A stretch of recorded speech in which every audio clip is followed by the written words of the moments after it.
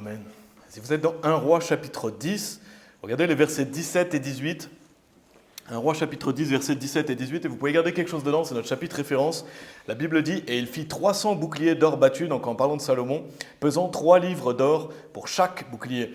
Et le roi les mit dans la maison de la forêt du Liban. De plus, le roi fit un grand trône et le couvrit du meilleur or. Et j'ai appelé le titre du message « Les boucliers d'or ». Et les boucliers d'or, on va étudier cette notion aujourd'hui. Et on vient de le lire ici au verset 17, il est dit « Et il fit 300 boucliers d'or battus ». Alors bien sûr, on ne va pas parler seulement de boucliers physiques, comme vous pouvez imaginer aujourd'hui. On va faire une application spirituelle de 1 Roi chapitre 10, de plusieurs passages.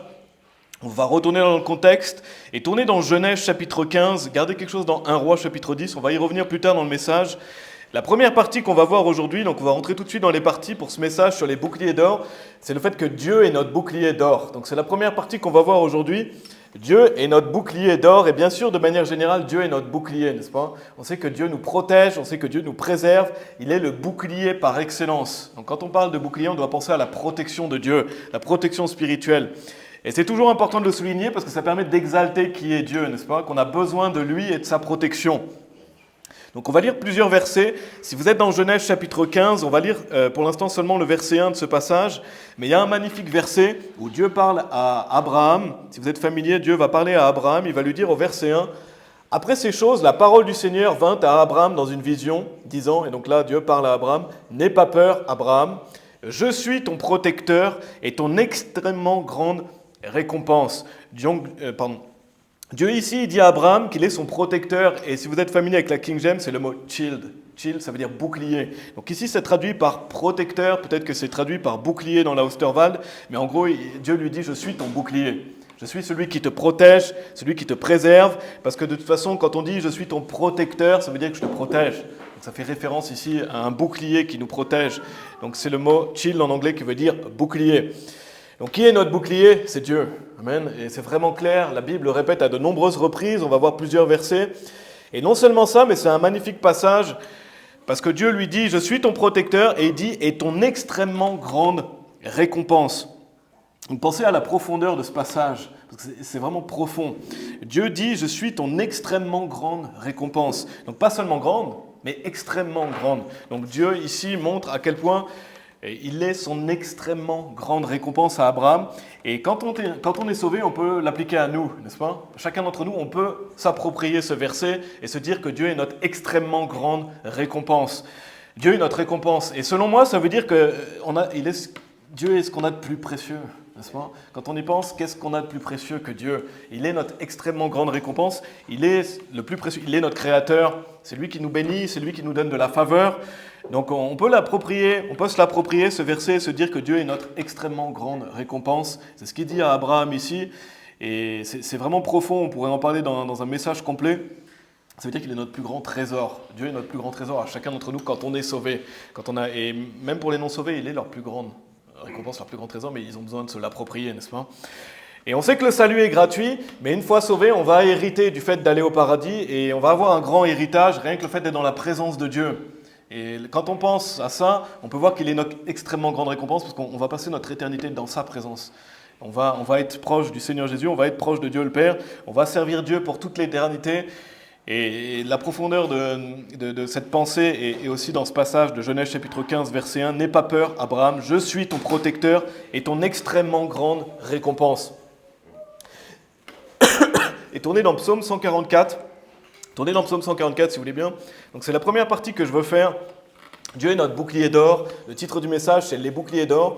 Et une chose que je veux souligner, c'est le fait qu'il est notre bouclier déjà. Donc le fait qu'il nous protège, le fait qu'il nous sécurise. En attendant que vous alliez dans Psaume 144, je vais vous lire Psaume 3, verset 3. Il est dit « Mais toi, ô Seigneur, es un écu pour moi, ma gloire est celui qui élève ma tête. » Donc un écu, c'est un autre mot pour un bouclier. Donc on voit encore une fois dans un passage ici que Dieu est un bouclier pour nous. Il est « Ma gloire est celui qui élève ma tête. » Et regardez dans Psaume 144, verset 2.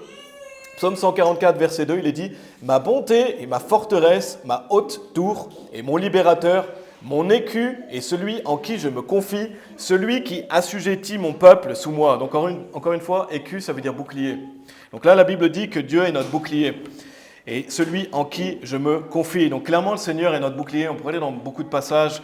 Vous l'avez lu à travers la Bible, c'est ce que je veux souligner. Il nous met en sûreté, il nous protège, il assure nos pas, il assure nos sentiers, il veille sur nous. Et tout ça, c'est rassurant, n'est-ce pas? C'est rassurant de savoir qu'on a Dieu qui nous protège.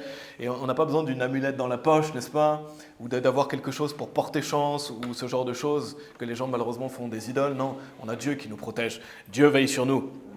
Il est notre bouclier. C'était la première partie, Dieu, notre bouclier d'or.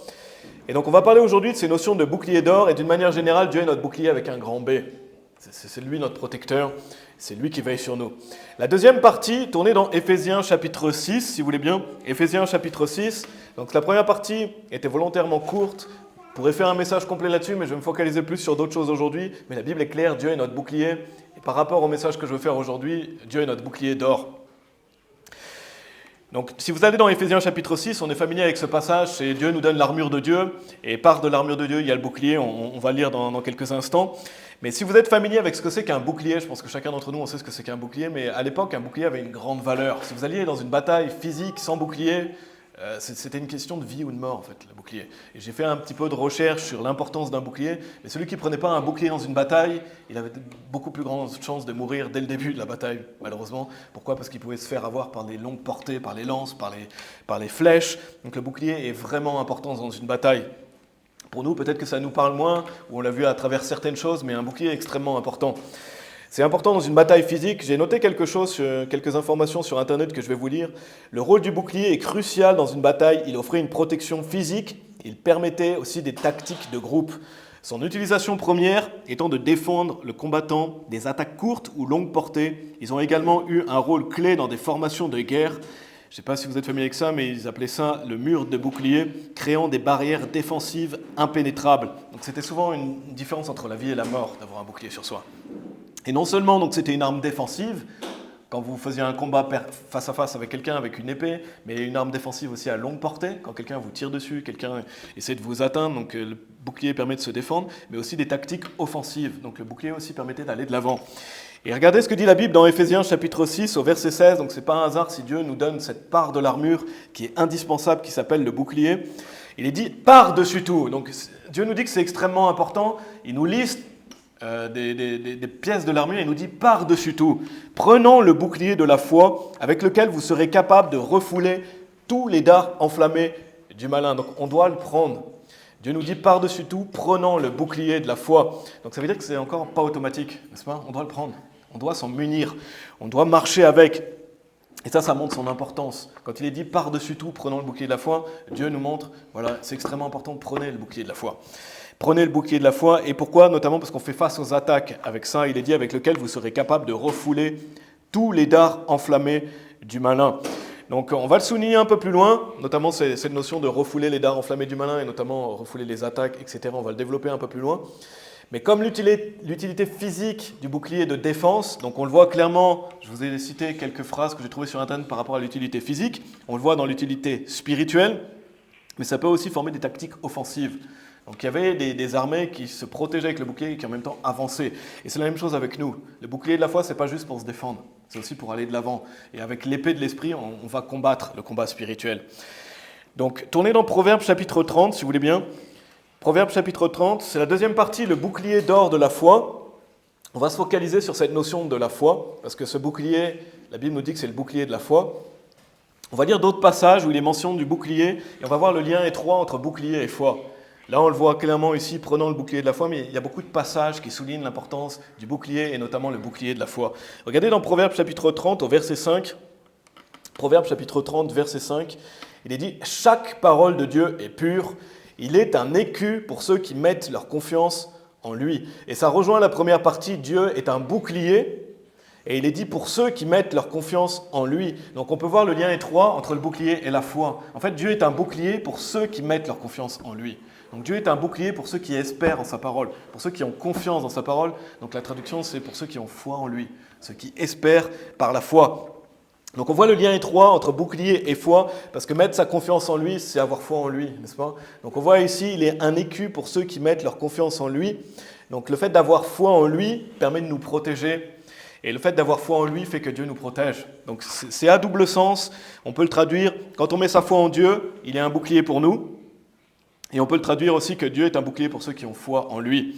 Donc on se réfugie comment? Dans sa parole par la foi. Quand vous vous réfugiez dans sa parole par la foi, quand vous vous réfugiez dans ses promesses, quand vous avez confiance en lui, c'est un bouclier pour vous.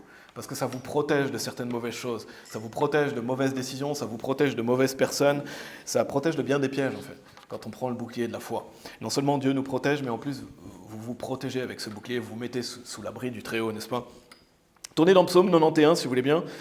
Psaume 91, donc ça a un double sens, mais relié, on marche par la foi, Dieu nous protège, et on met sa foi en lui, et cette foi fait que ça va faire bouclier aux mauvaises choses. Regardez dans Psaume 91, verset 4, toujours dans cette notion d'étroiteté, de lien étroit entre la foi et le bouclier. Regardez Psaume 91, verset 4. La Bible dit « Il te couvrira de ses plumes, et sous ses ailes te confieras-tu. Sa vérité sera ton écu et ton bouclier. » Donc on voit que sa vérité, c'est notre écu et notre bouclier. Et sous ses ailes te confieras-tu. Donc on voit encore une fois que c'est étroit entre le bouclier et la foi et sa parole, parce que Jean chapitre 17, verset 17 nous dit « Sanctifie-les par ta vérité, ta parole est vérité. » Donc quand il dit la vérité ici, c'est sa parole. C'est sa parole. Qu'est-ce qui est un écu pour nous? La parole de Dieu. Et donc d'avoir foi dans la parole de Dieu. Donc encore une fois, on voit ici que quand vous avez confiance en Dieu, quand vous mettez votre foi en Dieu et vous prenez donc ce bouclier de la foi, vous êtes sous sa protection, sous son abri, n'est-ce pas? La parole de Dieu, la vérité, c'est un bouclier pour nous, sur lequel on peut s'abriter des attaques du diable, du monde dans lequel on vit, du doute, etc. Il y a un lien étroit entre la foi et le bouclier. Allez dans Psaume 119. Psaume 119, si vous voulez bien, toujours dans cette notion, dernier passage où on voit cette notion d'étroité entre la foi et le bouclier, donc cette foi qu'on doit avoir dans la parole de Dieu. Un dernier passage pour souligner ça, regardez Psaume 119, verset 114. Il est dit « Tu es ma cachette et mon écu, j'espère en ta parole. » Donc le fait d'espérer dans sa parole, c'est le fait d'avoir foi dans sa parole. Et le fait d'avoir foi dans sa parole fait que Dieu est notre cachette et notre écu, donc notre bouclier. Quand vous espérez dans sa parole, quand vous avez confiance dans la parole de Dieu, ça vous protège. Et ça nous protège à chaque fois qu'on prend ce bouclier. Et c'est ça, avoir confiance dans la parole de Dieu. Confiance dans sa vérité, marcher par la foi, placer notre espérance dans la Bible, c'est relié à cette notion de bouclier. Donc avoir foi dans la parole de Dieu, ça nous protège. Quand vous avez confiance dans la parole de Dieu, ça va vous protéger des péchés, n'est-ce pas? La parole de Dieu, elle nous réprouve, elle nous désapprouve sur certaines choses, et ça va nous protéger des conséquences du péché, des conséquences des mauvais choix, des conséquences de peut-être fréquenter certaines personnes ou d'aller dans certains endroits. Et ça, c'est quand vous prenez ce bouclier de la foi, que vous vous confiez et vous avez confiance que la parole de Dieu dit la vérité. C'est pour ça qu'Éphésiens chapitre 6, verset 16 nous dit « Par-dessus tout, prenant le bouclier de la foi avec lequel vous serez capable de refouler tous les dards enflammés du malin. » Allez dans 1 Pierre chapitre 1, si vous voulez bien. Donc on a lu plusieurs passages qui lient bouclier et la foi à travers la Bible. Comme je vous ai dit, on va retourner dans 1 Roi chapitre 10, mais on ira dans la troisième partie. On fera un lien avec tout ça, une application spirituelle. Mais allez dans 1 Pierre chapitre 1, parce qu'on a vu cette notion de bouclier de la foi, on voit cette étroiteté, ce lien étroit entre bouclier et foi. Maintenant, on va voir pourquoi on peut appeler ça un bouclier d'or. Pourquoi cette notion de bouclier d'or? On l'a lu dans 1 Roi, et on va faire une application spirituelle de ça. Mais pourquoi on peut parler du fait que notre bouclier, c'est un bouclier d'or? Regardez 1 Pierre chapitre 1, versets 5 à 7. 1 Pierre chapitre 1, versets 5 à 7. Il est dit « Qui êtes gardés par le pouvoir de Dieu au moyen de la foi, au salut qui est prêt à être révélé au dernier moment. En quoi vous vous réjouissez grandement, bien que maintenant, pour une saison, si besoin est, vous soyez dans la tristesse à cause de multiples tentations. » Et verset 7, il est dit « Afin que l'épreuve de votre foi, étant beaucoup plus précieuse que l'or qui périt, bien qu'il soit éprouvé par le feu, puisse être trouvé en louange et honneur et gloire à l'apparition de Jésus-Christ. » Donc la Bible dit que l'épreuve de notre foi, quand notre foi est éprouvée, c'est plus précieux que l'or qui périt. C'est ce qui est dit clairement dans ce passage ici. Notre foi, elle est éprouvée et elle est plus précieuse que l'or.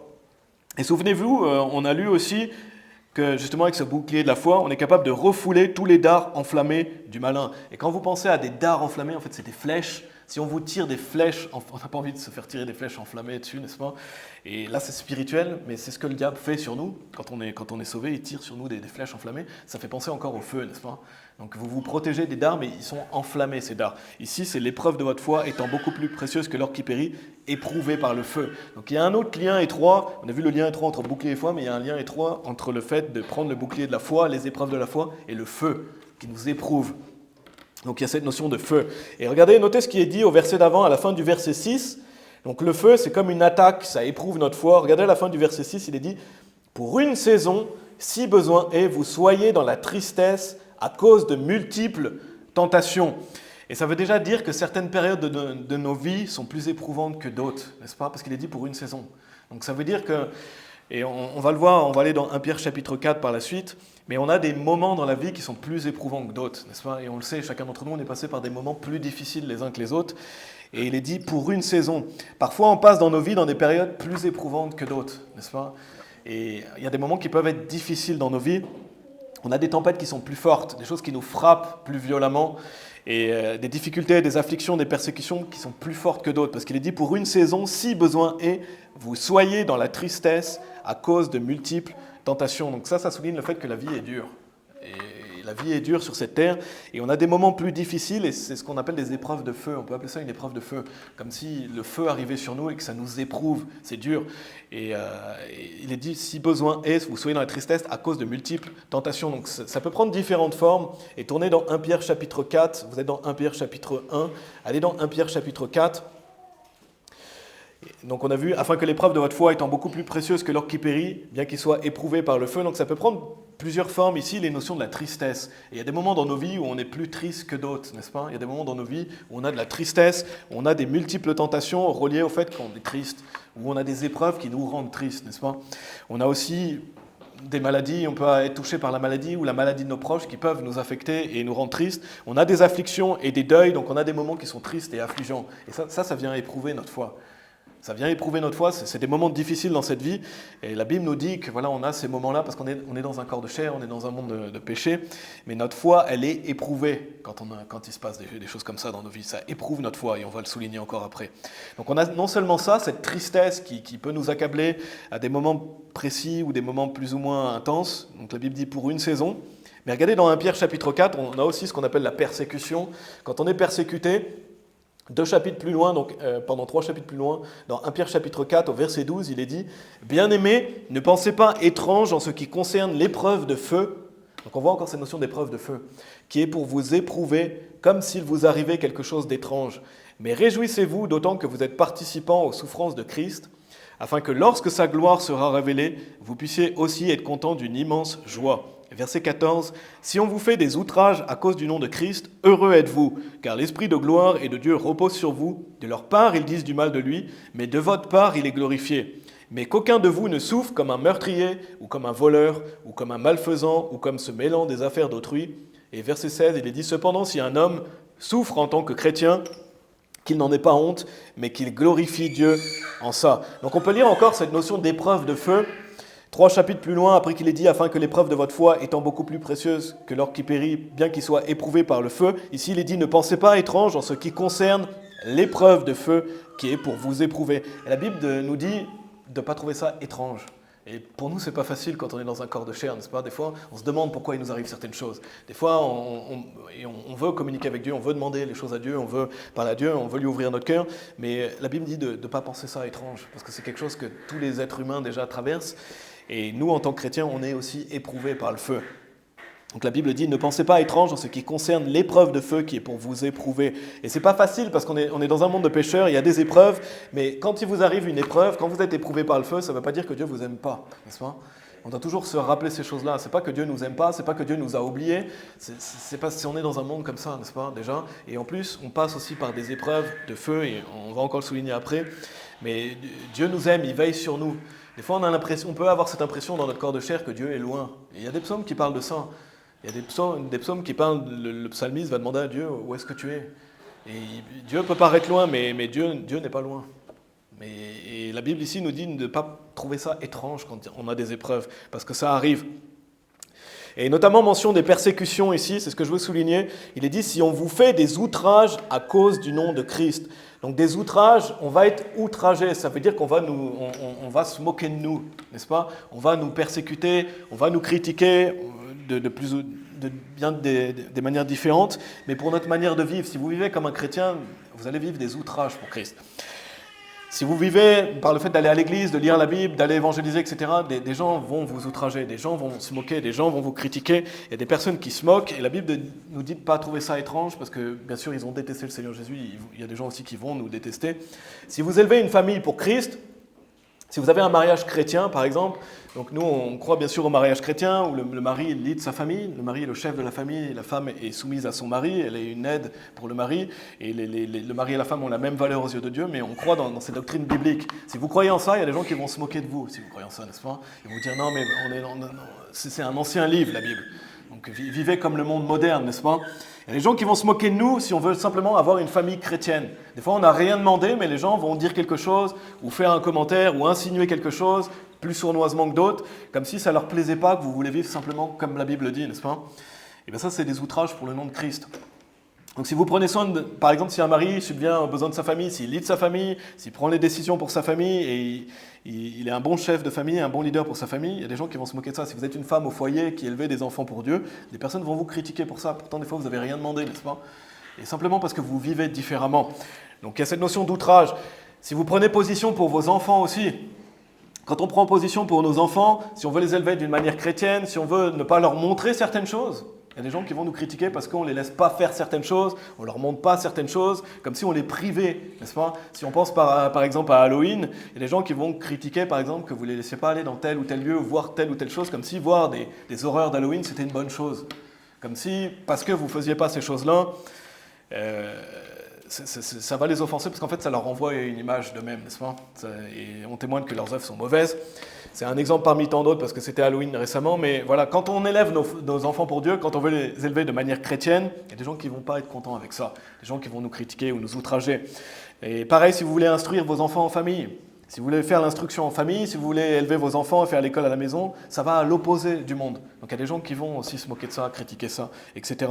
De même si vous êtes un jeune homme ou une jeune femme et que vous voulez vivre pour Dieu, ça va entraîner des outrages. Il y a des gens qui vont peut-être se moquer de vous, que vous n'alliez pas dans tel ou tel endroit, que vous ne fassiez pas telle ou telle chose. Il y a des moqueries, il y a des outrages. Si vous voulez vivre différemment du monde, ça vient avec. Il faut être capable d'endurer ça. Et ça peut être une épreuve de feu. On n'a pas forcément envie de vivre des moqueries ou des critiques, ou des fois on n'a pas forcément envie d'être différent des autres, dans le sens où on n'a pas forcément envie d'être vu, mais simplement le fait de vivre différemment des autres, les gens vont remarquer que vous vivez différemment. Et donc, si vous ne vivez pas, par exemple, dans la fornication, vous êtes un jeune homme ou une jeune femme qui ne vit pas dans la fornication, qui ne boit pas d'alcool, qui ne se drogue pas, qui ne va pas dans certains endroits, il y a des gens qui vont se moquer de vous. Il y a des gens qui vont dire, mais pourquoi tu ne fais pas ça? Qu'est-ce qui t'empêche de faire ça? Pourquoi tu ne vis pas dans la débauche? Et ça va arriver. Ça entraîne ce qu'on appelle des persécutions. Et ces persécutions peuvent éprouver notre foi. On peut se demander, est-ce que je fais bien? Est-ce qu'ils ont raison? Etc. Et c'est là où on doit prendre le bouclier et voir que la Bible condamne ces choses, n'est-ce pas? On doit prendre le bouclier et justement se dire, non, je fais ça pour Dieu. Et la Bible dit, cependant, si un homme souffre en tant que chrétien, qu'il n'en ait pas honte, mais qu'il glorifie Dieu en ça. Donc quand on vit ces persécutions, ces afflictions, etc., on n'a pas à avoir honte de ça. En fait, c'est eux qui devraient avoir honte, n'est-ce pas? Et il y a des gens qui ont honte, c'est pour ça qu'ils se moquent de nous. C'est pour ça qu'ils nous critiquent, parce qu'ils ont honte de ne pas faire ça, de ne pas se garder pieux, de ne pas vivre, de ne pas aller dans certains endroits. Eux, ils vont, donc ça leur envoie une mauvaise image, n'est-ce pas?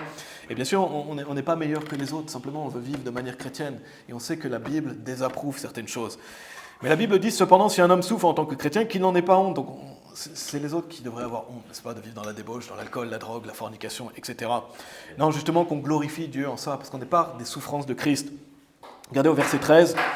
Verset 13, et ce n'est pas toujours facile, mais on ne doit pas oublier ça, justement. Regardez au verset 13, il est dit, « Mais réjouissez-vous, d'autant que vous êtes participants aux souffrances de Christ, afin que lorsque sa gloire sera révélée, vous puissiez aussi être contents d'une immense joie. » Donc la Bible dit, quand vous vivez ça, réjouissez-vous, parce que vous vivez différemment et vous souffrez pour une bonne raison, pour Christ. Parce que par exemple, si vous vous gardez saint pour Christ, si vous ne vivez pas dans la fornication, que vous abstenez de l'alcool ou de la drogue, c'est pour Christ que vous faites ça, n'est-ce pas? Et la Bible dit, réjouissez-vous parce que vous êtes participants aux souffrances de Christ. Et donc vous souffrez justement pour Christ, n'est-ce pas? Et justement, quand sa gloire sera révélée, vous allez être content d'une immense joie parce que vous avez gardé ses commandements. Et regardez au verset 14, non seulement ça, mais il y a les récompenses qui vont avec. Au verset 14, il est dit, si on vous fait des outrages à cause du nom de Christ, heureux êtes-vous, car l'Esprit de gloire et de Dieu repose sur vous. Ça veut dire que l'Esprit de Dieu repose sur vous. Et qui ne veut pas avoir l'Esprit de Dieu qui repose sur lui, n'est-ce pas? On veut avoir cet Esprit de Dieu qui repose sur nous. Pour ça, il faut être participant des souffrances de Christ. Il faut vivre différemment. Il faut vivre une vie de sanctification. Bien sûr, on est tous pécheurs. Il faut avoir cette volonté de se sanctifier. Et donc, de faire la volonté de Dieu et pas faire la volonté du cours de ce monde, parce que ce monde va périr. Ce monde est temporaire. Et ce que les autres veulent de vous, ce n'est pas ce qui est bénéfique pour vous, n'est-ce pas? C'est qu'est-ce que Dieu veut pour vous qui est bénéfique et qui est important. Bien sûr, on peut avoir des bons conseils, on peut aller vers des frères et sœurs, des gens peuvent donner des bonnes choses, mais est-ce que c'est en ligne avec ce que dit la Bible? C'est ça qui est important. Et pour en revenir à 1 Pierre chapitre 1, on a vu « Vous soyez dans la tristesse à cause de multiples tentations ». Donc ces multiples tentations, ces choses qui nous éprouvent peuvent prendre différentes formes. On a vu la tristesse, on a vu les persécutions, et je pourrais développer beaucoup plus aussi. On pourrait parler des afflictions, on pourrait parler des tribulations, toutes les choses qui nous arrivent ou qu'on traverse. Mais si on veut vivre de manière chrétienne, il y aura des challenges, et ça éprouve notre foi. À partir du moment où on vit des choses difficiles, ça vient éprouver notre foi. Et c'est pour ça que la Bible nous dit de prendre ce bouclier. Et ce bouclier, ce n'est pas juste une semaine, ce n'est pas juste un an, c'est jusqu'à notre mort qu'on doit prendre le bouclier de la foi. Retournez dans 1 Pierre chapitre 1, si vous voulez bien, on va relire le verset 7, 1 Pierre chapitre 1. Donc, je voulais souligner cette notion d'épreuve, les épreuves qu'on peut traverser, et il y a beaucoup plus à dire bien sûr là-dessus. Mais quand on vit des épreuves, ça éprouve plus ou moins de manière intense notre foi. Quand on vit de la tristesse, des persécutions, des afflictions. Regardez 1 Pierre chapitre 1, verset 7, il est dit « Afin que l'épreuve de votre foi, étant beaucoup plus précieuse que l'or qui périt, bien qu'il soit éprouvé par le feu, puisse être trouvé en louange et honneur et gloire à l'apparition de Jésus-Christ. » Donc, sachant que notre foi, elle est éprouvée par le feu, n'est-ce pas? Alors, on doit prendre le bouclier. Si vous avez une foi qui est éprouvée par le feu, vous devez prendre le bouclier. Sans le bouclier, on ne peut pas tenir. Sans le bouclier de la foi, on se fait brûler, en fait. Parce que les dards enflammés du malin viennent sur nous, on n'a pas de protection. Et on a besoin de prendre cette protection du bouclier de la foi, et ça revient à prendre le bouclier de la foi de Dieu, parce que c'est Dieu notre bouclier. Mais Dieu nous dit, et il a dit par-dessus tout, prenons le bouclier de la foi. Et c'est intéressant parce que c'est comparé à l'or. On voit, il est dit, étant beaucoup plus précieuse que l'or qui périt. Donc notre foi, elle est plus précieuse que l'or. Et quand vous pensez dans le monde dans lequel on vit, l'or a beaucoup de valeur, n'est-ce pas? Quand vous pensez à l'or, vous pensez à un métal extrêmement précieux qui a beaucoup de valeur. Je ne sais pas pour vous, mais je n'ai pas de lingot d'or chez moi. Si vous en avez, ça veut dire que vous avez une certaine richesse, n'est-ce pas? Parce que l'or, ça a beaucoup de valeur dans notre monde moderne. Eh bien, Dieu nous dit que notre foi elle a plus de valeur que l'or qui périt. Donc votre foi, aux yeux de Dieu, elle a plus de valeur que tout l'or réuni du monde. Elle est plus importante pour lui, votre foi. Parce qu'une âme est plus importante que l'or qui périt, n'est-ce pas? Et une âme sauvée qui a foi dans le Seigneur Jésus-Christ, c'est plus important pour Dieu. En fait, notre foi, elle est plus importante que l'or qui périt. Et là, ça met tout de suite une juste mesure de comment Dieu évalue notre foi, comment il estime notre foi. Si on prend des lunettes spirituelles, si vous mettiez des lunettes spirituelles, si on regardait les choses comme Dieu voit les choses, l'or, à côté de notre foi, ça vaut rien, ça périt, n'est-ce pas? Notre foi est plus précieuse. Notre foi est plus précieuse que l'or qui périt. Ça veut dire que notre foi elle est plus précieuse que toutes les richesses de ce monde. Et si vous pensez par exemple à quelqu'un qui a foi en Dieu, déjà bien sûr on sait qu'on a la foi au salut, quand on croit en Jésus-Christ on est sauvé et on n'arrêtera jamais de croire, mais notre foi peut fluctuer dans notre vie chrétienne. Mais quelqu'un qui est sauvé, qui a foi dans sa vie chrétienne en Dieu, pour Dieu c'est plus précieux qu'une personne riche qui n'a pas foi en Dieu, n'est-ce pas? C'est plus précieux. Pourtant, notre monde va estimer les personnes riches. Elle ne va pas estimer quelqu'un qui a foi en Dieu. Il y a même des gens qui vont se moquer du fait d'avoir foi en Dieu et qui vont trouver que il y a même des gens qui vont vous dire que c'est parce que vous avez peur ou parce que vous cherchez une raison de vivre ou quoi que ce soit. Aux yeux de Dieu, Dieu a une autre vision de la foi. C'est plus précieux que l'or qui périt. Donc, tout l'argent du monde réuni, ça ne vaut rien en comparaison de notre foi. Et ça donne une juste perception de comment Dieu voit les choses. Donc notre bouclier de la foi, il est d'or. Il est plus précieux que l'or qui périt. Quand on prend notre bouclier de la foi, c'est plus précieux que l'or que vous pourriez accumuler. C'est pourquoi j'ai appelé ce message les boucliers d'or. En fait, les boucliers d'or, c'est les boucliers de chacun d'entre nous. C'est le bouclier de la foi de chacun d'entre nous réunis. On peut appeler ça les boucliers d'or. Et les boucliers d'or de la foi, c'est plus précieux que l'or qui périt. Ça veut dire qu'on doit s'attacher plus à notre foi qu'à l'or, n'est-ce pas? C'est pour ça que la Bible dit fuir la convoitise. Et bien sûr, on sait qu'on a besoin d'argent. On n'a peut-être pas besoin de lingots d'or, mais on a besoin d'argent pour vivre, on a besoin de travailler, etc. Mais le plus important, ce n'est pas l'or qui périt. Le plus important, et bien sûr, on ne doit pas chercher à être riche. La Bible dit, ne donne-moi ni pauvreté ni richesse. On ne veut pas être pauvre, mais on ne veut pas être riche non plus. On veut mener une bonne vie chrétienne, honnête devant Dieu. Mais nos boucliers d'or sont plus précieux que l'or qui périt. On doit être plus attaché à la foi qu'à l'or.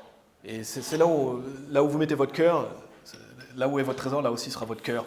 Et donc c'est estimé plus que toutes les richesses de ce monde. Et on va le voir dans 1 Roi chapitre 10, c'est une application spirituelle, on y retournera un peu plus tard. Du passage, on a vu, et il fit 300 boucliers d'or battus. On peut l'appliquer spirituellement justement dans ce passage, on va y revenir après. Et c'est intéressant, je ne sais pas si vous saviez, mais il y a un lien entre le feu et l'or. J'ai trouvé quelques notions intéressantes sur Internet, si vous avez déjà étudié cette notion d'or, comparé au feu, je vais vous donner quelques notions par rapport à ça. Mais le feu, c'est un moyen d'éprouver l'or. même les gens qui utilisent justement ce moyen-là avec le vrai or, etc., si vous voulez éprouver la valeur d'un or, le feu est un bon moyen d'éprouver l'or. Donc c'est pas pour rien que Dieu donne cet exemple aussi, parce que physiquement ça se vérifie. Le feu est un moyen d'éprouver l'or, ainsi lorsque toutes les impuretés sont brûlées, il va rester que de l'or 24 carats, et c'est considéré extrêmement précieux. Donc quand vous brûlez l'or au feu, toutes les impuretés elles vont brûler, et il va rester justement ce métal précieux de 24 carats, l'or. J'ai noté aussi au sujet d'un bijou en or, parce que l'or n'est pas altéré par le feu, si le bijou est véritable, il ne devrait rien se passer du tout. Donc si on vous offre une bague d'or, on vous dit que c'est de l'or, un bon moyen, faites-le passer par le feu et voyez s'il reste quelque chose. S'il reste rien, c'est que ce n'était pas de l'or, parce que l'or justement, il ne périt pas, il ne s'altère pas par le feu. En fait, si le bijou est véritable, il ne devrait rien se passer du tout. L'or n'est pas endommagé par le feu, il va changer simplement temporairement de forme. Si l'or est véritable, il brillera davantage au contact d'une flamme. Donc c'est intéressant, si on résume, l'or il n'est pas altéré par le feu. Les impuretés, elles sont brûlées et il va briller davantage.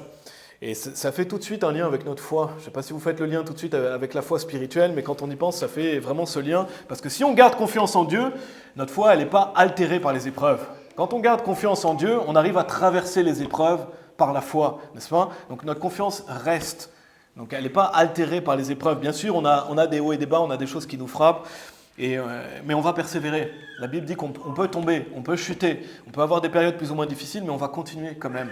Pourquoi? Parce qu'on ne va pas être brûlé, comme l'or qui ne brûle pas. Donc non seulement ça, mais pendant ce processus, on va devenir meilleur. Parce que le feu enlève les impuretés. Donc quand on est éprouvé par le feu, quand on vit des choses difficiles, Dieu peut nous éprouver. On sait que la Bible dit que Dieu peut nous châtier aussi pour notre intérêt. On sait aussi que ce monde est pécheur, donc on vit aussi des épreuves et des difficultés. Et bien, ça nous aide à devenir meilleurs. Si on n'avait pas la souffrance, si on n'avait pas toutes ces choses-là, on ne pourrait pas se perfectionner de la même manière. Donc c'est une des raisons de pourquoi la souffrance. Pour nous rapprocher de Dieu et pour devenir meilleurs. Et c'est la même chose. L'or, quand vous le faites passer par le feu, il reste que ce qu'il y a de plus précieux. De même, nous, quand on passe par le feu, on devrait devenir meilleurs. C'est pour ça qu'on doit persévérer à travers les épreuves. On ne veut pas justement arrêter de servir Dieu quand les épreuves arrivent. On veut continuer et c'est comme ça qu'on devient meilleur. C'est comme ça qu'on va arrêter certains péchés. C'est comme ça qu'on va devenir un chrétien plus mature et plus complet. Et au final, quel est le résultat de tout ça, comme l'or qu'on passe par le feu? C'est qu'on va briller davantage. Et c'est ce que Dieu veut pour nous, n'est-ce pas? Dieu veut qu'on soit une lumière pour les nations. Et donc, quand l'or passe par le feu, il reste, toutes les impuretés ont brûlé, il reste que le plus précieux. Et ça doit être la même chose pour nous, où Dieu nous façonne comme l'or. Et donc on va briller davantage et notre foi va devenir plus forte. Quand on passe des épreuves, si vous traversez les épreuves, si vous persévérez, après vous pourrez regarder en arrière et vous dire « Waouh, Dieu a fait tout ça pour moi ». Et ça doit nous aider à devenir plus forts et meilleurs, n'est-ce pas? Et ça augmente notre foi. Et ça fait que notre foi est plus agissante et qu'on va en fait au final plus briller la lumière de Christ. Et c'est ce qu'on veut, n'est-ce pas? C'est ce que Dieu veut pour nous, parce que cette vie est temporaire. Et qu'est-ce qui va rester de tout ce qu'on a fait pour Christ?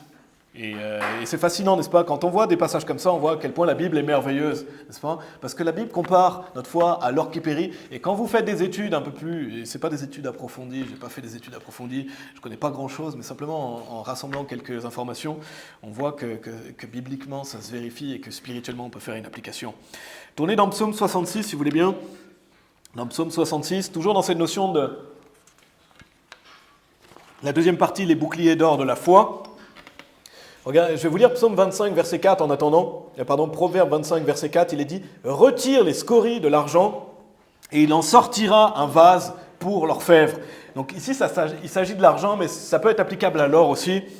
Quand vous purifiez ici l'argent, après, il en sort un vase pour l'orfèvre. Donc quand quelque chose est purifié, il devient meilleur, plus beau, n'est-ce pas? Et c'est la même chose pour nous. Quand Dieu peut-être nous fait traverser certaines difficultés, où on est éprouvé par le feu, on doit devenir un vase plus à l'honneur, n'est-ce pas?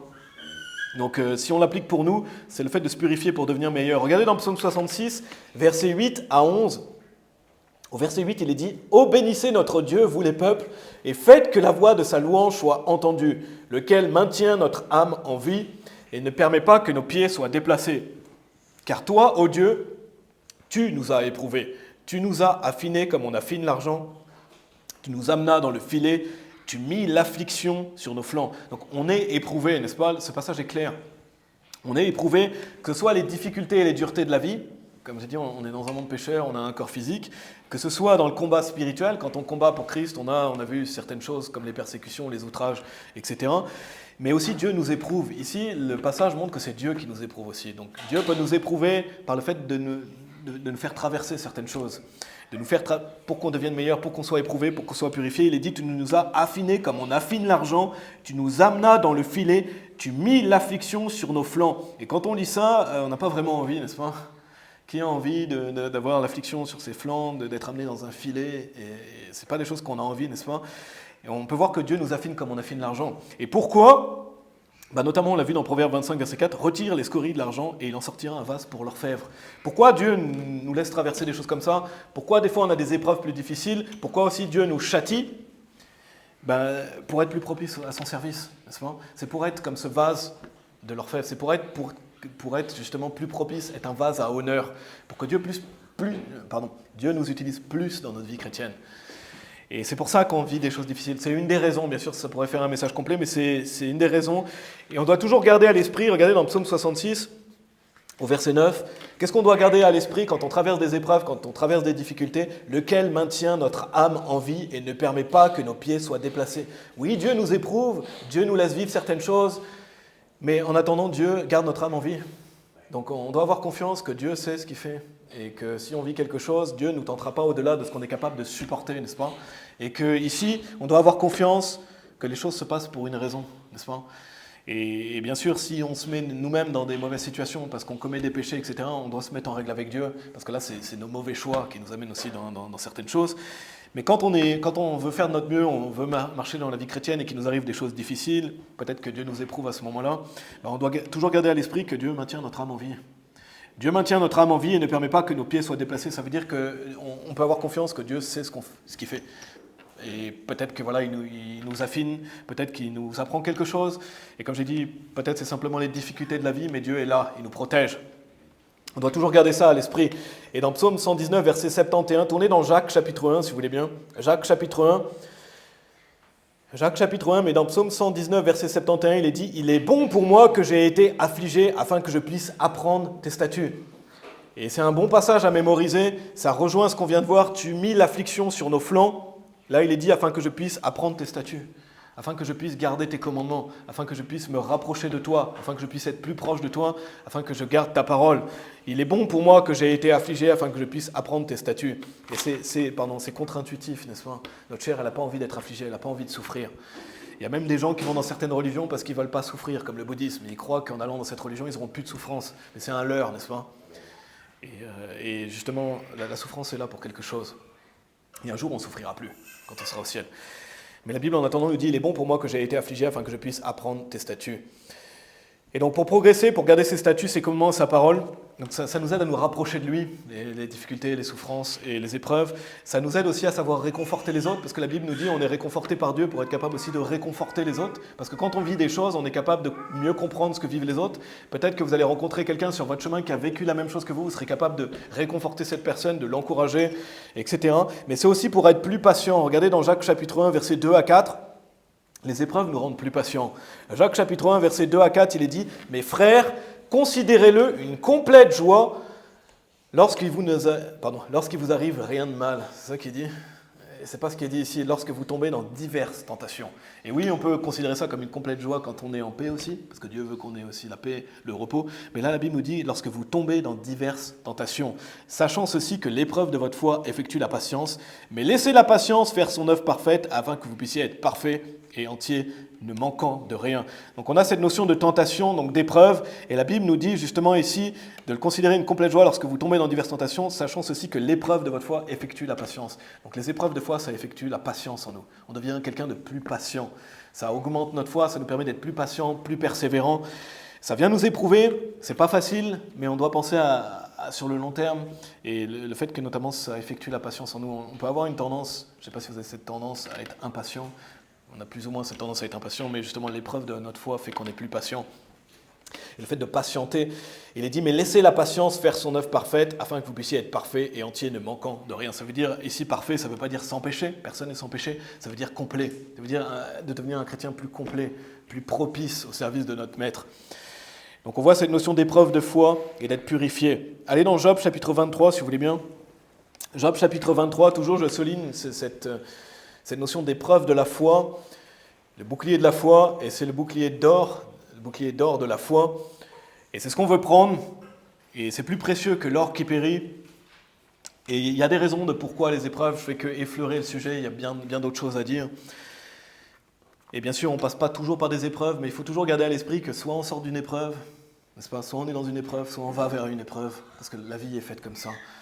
Et ça peut être plus ou moins intense, mais voilà, ça doit nous aider à devenir un chrétien plus mature, avoir plus d'expérience, plus de patience. Regardez Job chapitre 23, verset 10. Et personne ne peut dire qu'il a vécu plus d'épreuves que Job, n'est-ce pas? Et Job est un modèle justement à travers l'épreuve. Regardez au verset 10, il est dit « Mais il connaît le chemin que je prends, lorsqu'il m'aura éprouvé », toujours cette notion que Dieu nous éprouve, « je sortirai comme l'or. Mon pied s'est tenu à ses pas, j'ai gardé son chemin et ne m'en suis pas détourné. Je ne me suis pas écarté non plus du commandement de ses lèvres, j'ai de l'estime pour les paroles de sa bouche, plus qu'à ma nourriture nécessaire. » Donc Job ici, il dit, lorsqu'il m'aura éprouvé, je sortirai comme l'or. Donc on sort comme l'or, on sort meilleur, on sort comme un vase à honneur. Et donc on pourrait dire que notre foi sort comme l'or. Quand on est éprouvé, notre foi doit sortir comme l'or. Et on voit encore une fois cette notion de foi reliée à l'or, reliée au bouclier, et toutes ces notions qu'on peut faire une application spirituelle, le bouclier d'or de la foi. Et malgré les épreuves, Job nous dit, je ne me suis pas écarté non plus du commandement de ses lèvres. Donc malgré l'épreuve, on doit continuer de garder les commandements de Dieu, n'est-ce pas? Malgré les épreuves, on doit continuer à garder les commandements de Dieu. Parce que qu'est-ce qu'on va faire si on ne sert pas Dieu? Il faut se poser cette question parce que des fois, à travers l'épreuve, on peut être tenté de se dire, bon, est-ce que Dieu m'aime vraiment? Est-ce que ça vaut vraiment la peine? Est-ce que je vais continuer? On peut se poser des questions, on peut avoir des doutes, on est humain, n'est-ce pas? On a des émotions et Dieu le sait, on peut se confier en Dieu et jeter nos soucis sur lui. On peut se poser des questions, mais Job dit « Je ne me suis pas écarté non plus du commandement de ses lèvres » parce qu'il faut penser à ce qu'il y a après. Beaucoup de gens quittent certaines choses. Oui, mais après, qu'est-ce que tu vas faire? Si vous arrêtez de vivre la vie chrétienne, qu'est-ce que vous allez faire de votre vie? C'est surtout ça la question quand on a des mauvaises pensées, n'est-ce pas? Si j'arrête de venir à l'église, si j'arrête de lire la Bible, qu'est-ce que je vais faire? Quel est l'intérêt de ma vie? Et il faut regarder dans quelle direction je vais, n'est-ce pas, avant d'arrêter quelque chose. Et le fils prodigue, lui, par exemple, il a voulu son héritage. Il n'a pas pensé à l'après, il a tout dilapidé et après, il ne lui restait plus rien, n'est-ce pas? Il est revenu vers son père. Mais il faut avoir une vision de, oui, il y a des gens qui peuvent se dire, ouais, super, je vais retourner dans le monde, je vais vivre une vie, etc. Oui, mais qu'est-ce que tu vas faire après? Qu'est-ce que cette vie vaine va t'apporter après? Donc il faut penser à ça, je ne me suis pas écarté non plus du commandement de ses lèvres.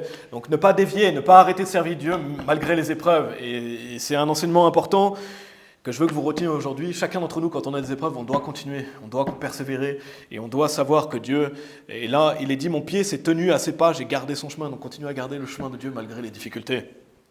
On ne veut pas fuir devant Dieu en allant sur un mauvais chemin, n'est-ce pas? Allez retournez dans 1 Pierre chapitre 1, si vous voulez bien, on va relire simplement le verset 7. 1 Pierre chapitre 1, donc on doit notamment continuer à aller à l'église, continuer à lire la Bible, continuer à aller évangéliser malgré les épreuves. Si on pense au péché de 1 Corinthiens chapitre 5 aussi, on ne veut pas dévier dans un péché digne d'exclusion parce qu'on est dans une épreuve, n'est-ce pas? On ne veut pas aller dans la fornication, on ne veut pas devenir quelqu'un de convoiteux, on ne veut pas être un ivrogne. Beaucoup de gens, quand ils ont des épreuves, ils deviennent ivrognes. Ils vont se réfugier dans l'alcool ou dans les drogues, n'est-ce pas? Il y a beaucoup de gens qui font ça quand ils ne se sentent pas bien et c'est pour ça que nous on croit qu'on doit boire 0 alcool. Parce que si vous commencez à vous dire oui, un verre de temps en temps, oui mais quand l'épreuve arrive, c'est plus un verre de temps en temps. Les gens dans la rue, ils ont commencé par un verre également, n'est-ce pas? Et la Bible condamne l'alcool parce que l'alcool c'est dangereux, c'est du poison et bien sûr ça fera un message complet, j'en ferai un prochainement aussi, j'avais l'intention d'en faire un. Mais c'est pas un refuge l'alcool, c'est Dieu le refuge, c'est la tour forte, n'est-ce pas? Donc ne pas dévier dans un péché digne d'exclusion. La Bible dit, si quelqu'un qui est appelé un frère est un fornicateur, ou convoiteux, ou un idolâtre, ou un railleur, ou un ivrogne, ou un extorqueur, non, on doit prendre le bouclier de la foi et ne pas aller dans un péché digne d'exclusion parce qu'on est dans les épreuves. Amen. On doit avoir confiance en Dieu. 1 Pierre chapitre 1, verset 7, si vous y êtes, on le relit, afin que l'épreuve de votre foi, étant beaucoup plus précieuse que l'or qui périt, bien qu'il soit éprouvé par le feu, puisse être trouvé en louange et honneur et gloire à l'apparition de Jésus-Christ. Tout ça, c'est pour être trouvé en louange et honneur et gloire à l'apparition de Jésus-Christ. Amen. Et c'est pour ça qu'on persévère dans la foi. Et ça permet de faire la transition avec la troisième partie. Donc première partie, Dieu, notre bouclier d'or. Deuxième partie, le bouclier d'or de la foi. Et la troisième partie, et on va retourner bientôt dans 1 Roi chapitre 10, Allez dans 1 Corinthiens chapitre 13, en attendant si vous voulez bien. 1 Corinthiens chapitre 13. La troisième partie, c'est les boucliers d'or dans la maison de la forêt du Liban. Si vous demandez de quoi je parle, on va aller voir que c'en est mention dans 1 Roi chapitre 10. Mais on peut parler de cette notion des boucliers d'or dans la maison de la forêt du Liban. Je vous rappelle ce qu'on a vu. On a vu que Dieu est notre bouclier d'or, il est un bouclier, notre protecteur. On a vu qu'on doit prendre ce bouclier de la foi, et donc on pourrait dire le bouclier d'or de la foi pour faire face aux épreuves. Et quand on y pense, notre bouclier, le bouclier de la foi, notre foi, elle témoigne de notre foi au Seigneur Jésus-Christ. Elle témoigne de notre foi en Dieu et du fait qu'on croit que Dieu est capable de nous garder. On croit que Dieu est capable de nous préserver. On croit que Dieu est capable de nous protéger. Parce que Dieu veut notre confiance, il veut notre foi, n'est-ce pas ? Et Dieu veut notre foi. Le juste vivra par la foi. Donc Dieu s'attend qu'on mette sa foi en lui, n'est-ce pas ? Et si on veut faire des grandes choses pour Dieu, on est obligé de marcher par la foi. Et on voit dans Hébreux chapitre 11, tous les gens, tout ce qu'ils ont fait par la foi. La foi est extrêmement importante. Si on veut continuer, si on veut mener une bonne vie chrétienne, on doit marcher par la foi. Et donc avant de retourner en 1 Roi chapitre 10, il y a un point que je veux faire. Donc j'ai appelé cette troisième partie les boucliers d'or dans la maison de la forêt du Liban. Un point que je veux faire sur la foi, c'est que notre foi, elle doit être agissante. La foi, c'est pas juste se dire oui, je m'attends à Dieu, j'ai confiance en Dieu, mais je fais rien, n'est-ce pas ? Notre foi, elle est agissante, on va de l'avant, on marche avec Dieu. C'est pour ça que la Bible dit que la foi sans les œuvres, elle est morte. C'est pas que la foi sans les œuvres, elle nous sauve pas, n'est-ce pas ? Jacques chapitre 2, ça s'adresse à des personnes sauvées. Ça parle de la vie chrétienne. Quand vous avez confiance en Dieu, vous mettez votre foi en action. Vous avez une foi vivante. C'est pour ça que la Bible dit que la Bible dit que la foi sans les œuvres est morte. Excusez-moi, j'ai un peu du mal à parler aujourd'hui, mais la foi sans les œuvres est morte. Pourquoi ? Parce que si on ne met pas notre foi en action, notre foi est morte. Elle n'est pas agissante. Et donc ça ne parle pas du salut, bien sûr, ça parle de notre vie chrétienne. Regardez 1 Corinthiens chapitre 13, au verset 2, il est dit « Et quand bien même j'aurai le don de prophétie et comprendrai tous les mystères et toute connaissance, et quand bien même j'aurai toute la foi de sorte que je puisse déplacer les montagnes et n'ai pas la charité, je ne suis rien. » Donc la Bible dit, même si vous avez la foi pour faire toutes ces choses, si vous n'avez pas la charité, vous n'êtes rien, n'est-ce pas ? Et donc si on a toute la foi mais on n'a pas la charité, la Bible dit, je ne suis rien. Pourquoi ? Parce que notre foi, elle nous permet de marcher dans la charité, n'est-ce pas ? Pourquoi ? Quand on met notre foi en action, on va être charitable, on va marcher dans la charité. Donc notre foi mise en action, c'est par le fait d'agir avec charité. Et regardez au verset 13, donc la charité, c'est quoi ? C'est aimer Dieu, c'est aimer notre prochain, c'est aimer les frères et sœurs. C'est pas quelque chose de caché et compliqué dans la Bible, n'est-ce pas ? La charité, c'est d'aimer les autres, c'est d'aimer son prochain, c'est d'aimer les frères et sœurs, c'est d'aimer Dieu. On ne peut pas dire qu'on aime quelqu'un si on n'agit pas dans le sens, on ne met pas sa foi en action, n'est-ce pas ? Vous ne pouvez pas dire oui, je t'aime, mais vous ne faites rien pour la personne, n'est-ce pas ? Et bien sûr, si vous êtes marié, c'est bien de dire je t'aime, mais ce que je veux dire, c'est qu'on doit mettre notre foi en action. La foi doit être agissante.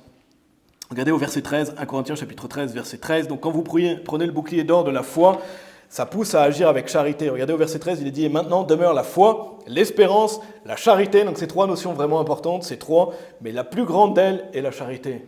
La plus grande des trois, c'est la charité. Parce que si vous avez la foi, si vous avez l'espérance, vous allez faire preuve de charité. N'est-ce pas ? Ça excède les autres. Retournez dans 1 Roi chapitre 10. 1 Roi chapitre 10.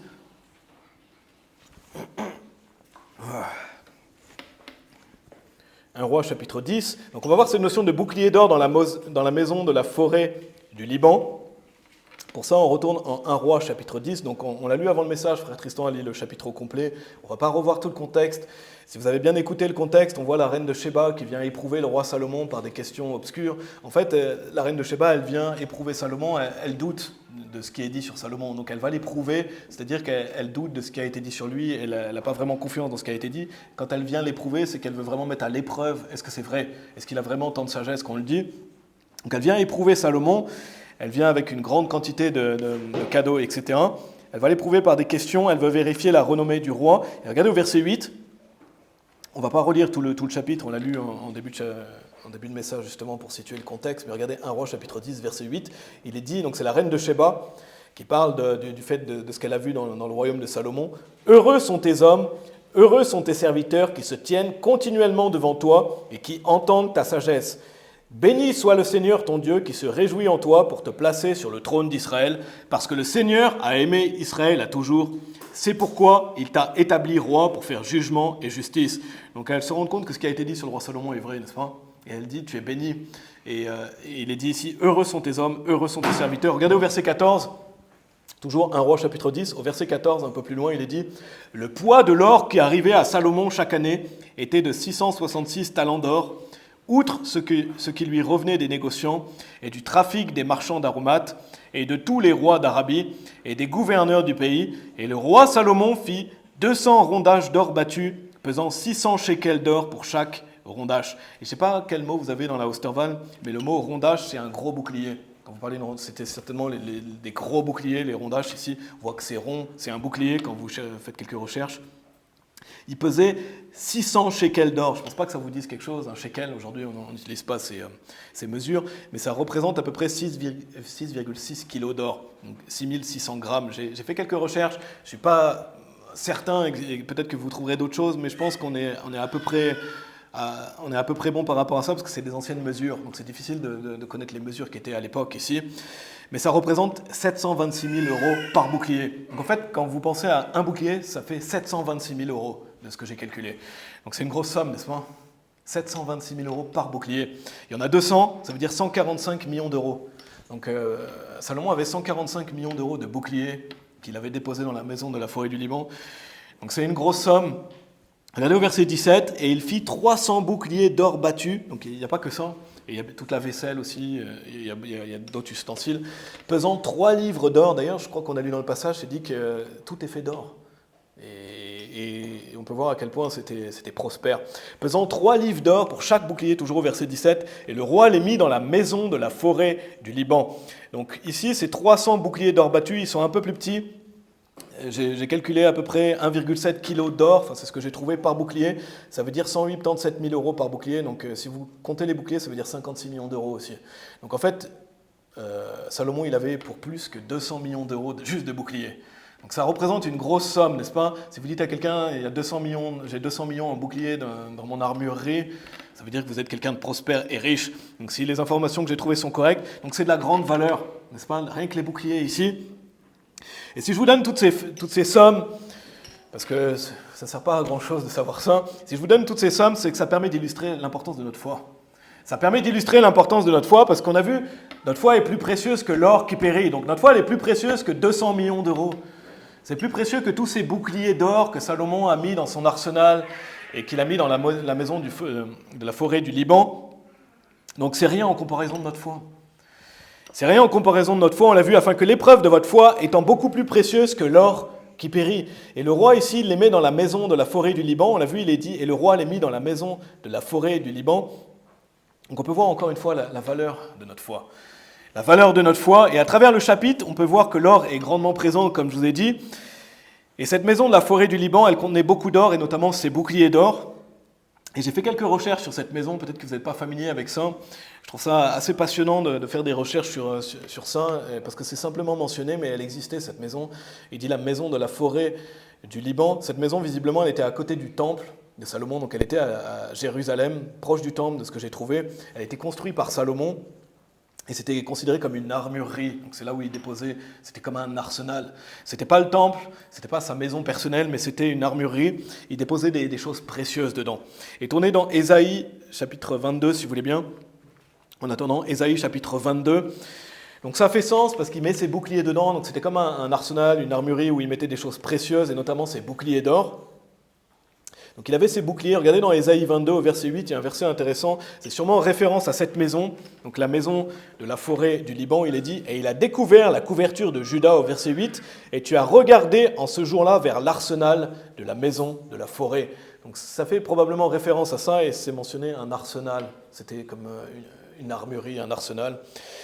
Et donc on peut noter aussi, je ne vais pas vous dire d'y aller, mais dans 1 Roi chapitre 7, au verset 7, il est dit « Puis il fit un porche pour le trône où il jugeait, c'est-à-dire le porche de jugement, et il était couvert de cèdre d'un bout du plancher à l'autre. » Donc c'est là aussi où il y avait la salle de jugement et le trône.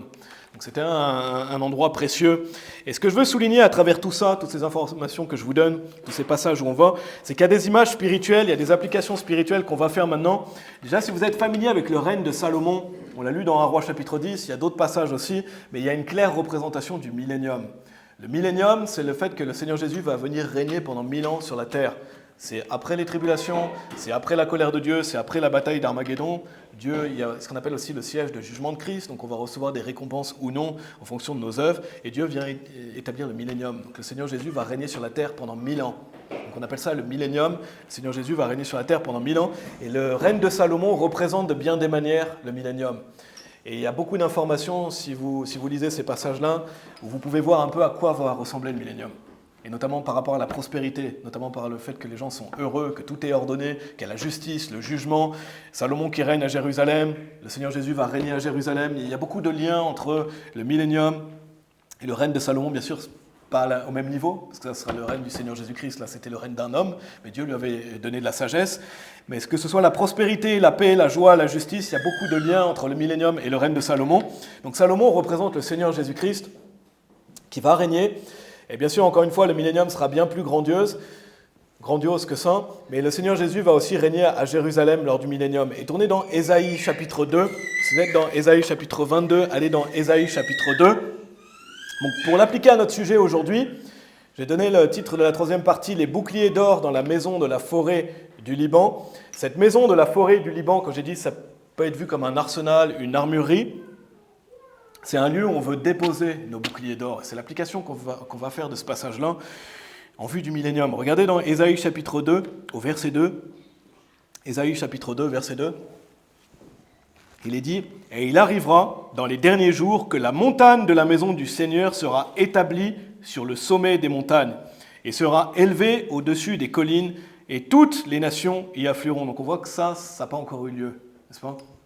Il est dit dans les derniers jours. Et ça, selon moi, c'est une représentation du millénium à venir. Regardez au verset 3. « Et beaucoup de personnes viendront et diront « Venez et montons à la montagne du Seigneur, à la maison du Dieu de Jacob, et il nous instruira de ses chemins, et nous marcherons dans ses sentiers, car de Sion sortira la loi, et de Jérusalem la parole du Seigneur, et il jugera parmi les nations, et il réprimandera beaucoup de peuples, et de leurs épées ils forgeront des charrues, et de leurs lances des serpes. Une nation ne lèvera plus l'épée contre une autre nation, et on n'apprendra plus la guerre. » Et ici, il y a une représentation clairement du millénium, et il n'y aura plus besoin d'armes. C'est ce que dit ce passage ici. Leurs épées, ils forgeront des charrues, et de leurs lances, des serpes. Et donc, toutes les armes ici, épée, lance, ça devient des instruments d'agriculture. La charrue, les serpes. Donc c'est définitivement un moment où on a envie d'aller, n'est-ce pas ? Quand il y a toutes les nations qui viennent, qui affluent ici, c'est ce qu'on appelle le millénium. Je ne sais pas pour vous, mais j'ai hâte d'être au millénium, n'est-ce pas ? Parce que ce sera un règne de paix et de justice. Ça va durer 1000 ans. Et là, on voit que notre courte vie, elle est rien à côté de toute l'éternité. Parce que le millénium, c'est déjà 1000 ans, ça paraît extrêmement long. Mais après, on a aussi la nouvelle terre et le nouveau ciel. Donc, on a beaucoup de belles choses vers lesquelles on regarde. Mais au millénium, le point que je veux faire, c'est qu'il n'y a plus besoin d'armes. Il n'y a plus besoin d'armes, et ça me fait penser au bouclier. Quand on va arriver dans le millénium, déjà rien que quand on va au paradis, mais on va faire l'application par rapport au millénium, on n'aura plus besoin de nos boucliers de la foi. Parce que ce sera par la vue. À partir du moment où vous êtes au ciel, vous n'avez plus besoin de la foi. Et votre foi vous a permis d'aller au ciel en croyant en Jésus-Christ, mais après c'est par la vue, n'est-ce pas ? Quand on va au ciel, on va voir le Seigneur Jésus. On va voir Dieu, on va marcher par la vue. Après, c'est une interprétation physique que je fais de ça. Je ne sais pas à quel degré par rapport à ça, mais selon moi, on n'a plus besoin du bouclier de la foi comme on en a besoin aujourd'hui, n'est-ce pas ? Aujourd'hui, on a besoin du bouclier de la foi, parce qu'on ne marche pas par la vue, mais par la foi. Mais plus tard, on n'en a plus besoin. On n'en a plus besoin. Et le point que je veux faire, c'est qu'on n'a qu'une vie ici sur terre pour marcher par la foi. Une fois que vous êtes au ciel, c'est plus par la foi, c'est par la vue, n'est-ce pas ? Et donc dans cette vie, on œuvre pour Dieu par la foi, on prend ce bouclier d'or de la foi, on prend le bouclier, on combat pour Dieu et on vit des épreuves, etc. Mais une fois qu'on est au millénium, notre bouclier d'or, on va pouvoir le poser, n'est-ce pas ? C'est fini, on n'a plus besoin de marcher par la foi comme aujourd'hui. Et donc c'est dans cette vie, tournez dans 1 Corinthiens chapitre 3 si vous voulez bien, c'est dans cette vie que sera mesuré le poids de votre bouclier aussi. Donc le poids de vos œuvres, on va dire. C'est une image que je vous donne. Mais c'est dans cette vie, c'est cette vie ici qui détermine nos récompenses éternelles, n'est-ce pas ? C'est dans cette vie qu'on va savoir qu'est-ce qu'on va recevoir comme récompense. Donc on pourrait dire le poids en or de nos boucliers spirituels. Allez dans 1 Corinthiens chapitre 3, je vais vous lire juste le début du verset 18 d'Apocalypse chapitre 3. Apocalypse chapitre 3, au début du verset 18, il est dit « Je te conseille d'acheter de moi de l'or éprouvé par le feu, afin que tu puisses être riche. » Et là, c'est dans un contexte de fin des temps, donc le Seigneur Jésus parle aux églises, mais ici, il dit « Je te conseille d'acheter de moi de l'or éprouvé par le feu, afin que tu puisses être riche. » Donc, ça parle des œuvres. Ça parle des œuvres qu'on fait ici. Et il y a encore une fois cette notion d'or et d'épreuve qui sont reliées. Et tu puisses être riche spirituellement. Acheter de l'or éprouvé par le feu ici, ça veut dire mets-toi à l'action et le fait de faire des œuvres qui ont une récompense éternelle. Regardez 1 Corinthiens chapitre 3 au verset 12. 1 Corinthiens chapitre 3 verset 12, il est dit « Maintenant, si quelqu'un bâtit sur cette fondation avec de l'or, de l'argent, des pierres précieuses, du bois, du foie, du chaume, l'œuvre de chaque homme sera rendue manifeste, car le jour la déclarera, parce qu'elle sera révélée par le feu. Et le feu éprouvera de quelle sorte est l'œuvre de chaque homme. Si l'œuvre de quelqu'un qui aura bâti dessus subsiste, il en recevra une récompense. » Donc les œuvres qui ont de la valeur ici, c'est les œuvres qui ont une valeur éternelle. Donc il y a l'or dans tout ça. L'or, l'argent et les pierres précieuses. Et qu'est-ce qui va éprouver encore nos œuvres? C'est toujours le feu, n'est-ce pas? Ici, on a des épreuves de feu, ça éprouve notre foi ici. Mais un jour, nos œuvres seront vraiment éprouvées par le feu, au siège de jugement de Christ, et il restera les récompenses ou aucune récompense. Et souvenez-vous, le feu ne brûle pas l'or. Donc tout ce que vous avez fait de valeur, ça ne va pas être brûlé. Ça va rester éternellement. Si l'œuvre de quelqu'un qui aura bâti dessus subsiste, il en recevra une récompense. Et allez dans Psaume 92, le dernier passage où vous pouvez aller, après simplement je vais vous lire un dernier passage après. Mais les œuvres de chacun d'entre nous, quand on est sauvé, quand on prend ce bouclier d'or de la foi, ça nous permet d'avoir des récompenses éternelles. Amen. Toutes les œuvres qu'on fait par la foi, toutes les œuvres qui ont une valeur, ça nous permet d'avoir une récompense. Et nos boucliers de la foi, ils vont être déposés. Simplement, qu'est-ce qui est important, c'est quelle en est la valeur. On a vu la valeur des boucliers d'or de Salomon. Mais ça, c'est comme l'or qui périt, n'est-ce pas? Mais nos boucliers de la foi, ils ont beaucoup plus de valeur en fonction des œuvres qu'on va faire. Et ils vont être éprouvés par le feu. Et on saura de quelle sorte est l'œuvre de chaque homme. Donc c'est une application spirituelle de ça qu'on peut faire. Un jour, on va déposer nos boucliers d'or dans la maison de Dieu, n'est-ce pas? On va la déposer ici, c'est dans la maison de la forêt du Liban. Physiquement, il l'a fait. Mais nous, un jour, on va déposer nos boucliers de la foi parce qu'on va marcher par la vue. Et on n'a que cette vie pour marcher par la foi. Et on doit, imaginez-vous un bouclier d'or de la foi, si ça aide. Mais c'est spirituellement ce qu'on a quand on veut marcher avec Dieu. Allez donc dans le psaume 92. Donc c'est une application spirituelle de 1 Roi chapitre 10. Et pour ajouter à ce qu'on a vu aussi dans 1 Roi chapitre 10, par rapport à Salomon, sa maison aussi, il est dit la maison de la forêt du Liban. Donc c'est mention des cèdres, et les cèdres du Liban, si vous êtes familier avec la Bible, la Bible nous parle plusieurs fois des cèdres du Liban, ça avait de la renommée, c'était du bois de renommée à l'époque, et il a bâti la maison avec ça. Mais regardez dans Psaume 92, versets 12 et 13, Psaume 92, versets 12 et 13, il est dit « L'homme droit s'épanouira comme le palmier, il grandira comme un cèdre au Liban. Ceux qui sont plantés dans la maison du Seigneur s'épanouiront dans les cours de notre Dieu. » Donc l'homme droit, il est comparé à un palmier, et la comparaison aussi du fait de grandir comme un cèdre au Liban. Donc il y a cette comparaison entre l'homme droit et les cèdres du Liban. C'est intéressant parce que c'est la maison de la forêt du Liban, et elle était construite avec les cèdres du Liban. Donc il y a pas mal d'images spirituelles, d'applications spirituelles qu'on peut faire à tout ça. Et la dernière chose que je veux souligner, c'est que malheureusement, je ne sais pas si vous êtes familier avec l'histoire, mais Salomon, il a eu beaucoup de femmes, n'est-ce pas? Ça a corrompu son cœur. Il va aller vers l'idolâtrie, donc il va faire certaines choses parce qu'il s'est laissé corrompre, parce qu'il a eu beaucoup de femmes. Et il est allé dans l'idolâtrie, ça va le détourner de la foi, parce que l'idolâtrie, ça nous détourne de la foi nécessairement. Et quelle est la conséquence de ça? Pendant le règne de son fils Roboam, parce que Salomon avait un fils qui s'appelait Roboam. Je vais simplement vous le lire, mais dans 1 Roi chapitre 14, au verset 26, en parlant du roi d'Égypte, il va monter contre Jérusalem parce que Dieu va punir, parce que justement ils vont s'adonner à l'idolâtrie. Il est dit « Et il prit les trésors de la maison du Seigneur et les trésors de la maison du roi. Il prit tout, et il prit aussi tous les boucliers d'or que Salomon avait fait. » Donc les boucliers d'or que Salomon avait fait, qu'il avait mis dans son arsenal, le roi d'Égypte, il va arriver, il va les voler, il va les récupérer.